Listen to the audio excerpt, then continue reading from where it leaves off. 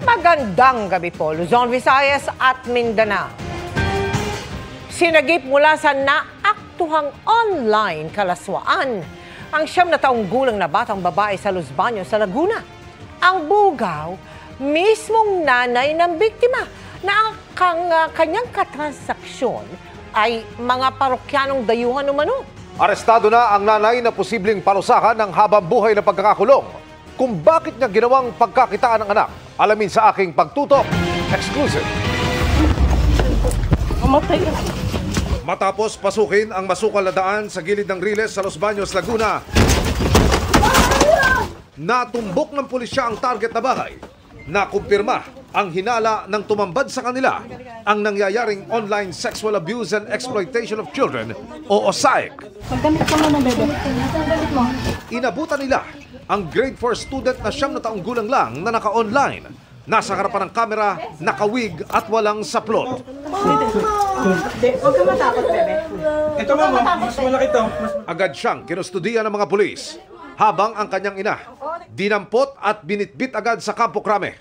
Ayon sa PNP Women and Children Protection Center, mismong ina ng bata ang nagbubugaw sa kanyang anak sa mga parokyano nitong dayuhan online. Hindi lang basta picture, kundi live stream.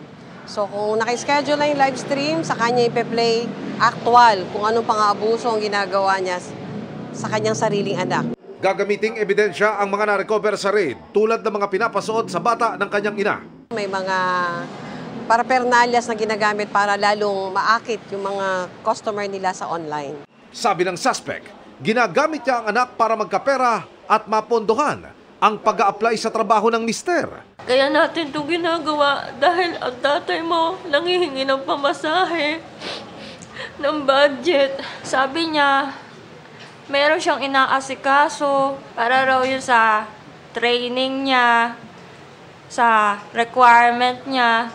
Noong 1 taon pa niya ito sinimulan at ang malimit nilang customer ay isang Amerikanong nakapagbigay na anya ng kulang ₱250,000. Ang alok niya, tutulungan niya kami magpatayo ng bahay. 25 to 30 minutes video.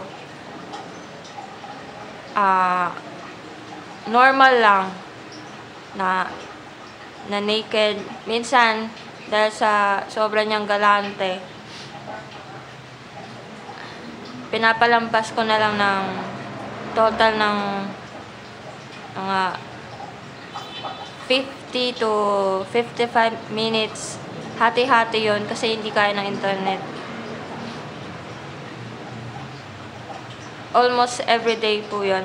Life imprisonment kapag napatunayan natin na siya ay nagkasada. Ang biktima sasailalim sa counseling at aalalayan ng PNP at DSWD bago unti-unting maibalik sa eskwelahan. Sa mga magulang, dapat po tayo ang unang nagbibigay ng proteksyon sa ating mga anak. Hindi tayo ang unang nagpapahamak. Huwag natin silang gawing hanap buhay. Masakit. Durog na durog ako. Pinagsisisihan ko. Alam niya yun. Nagsusorry ako sa anak ko. Tawad kay nanay. Patawad sa aking anak.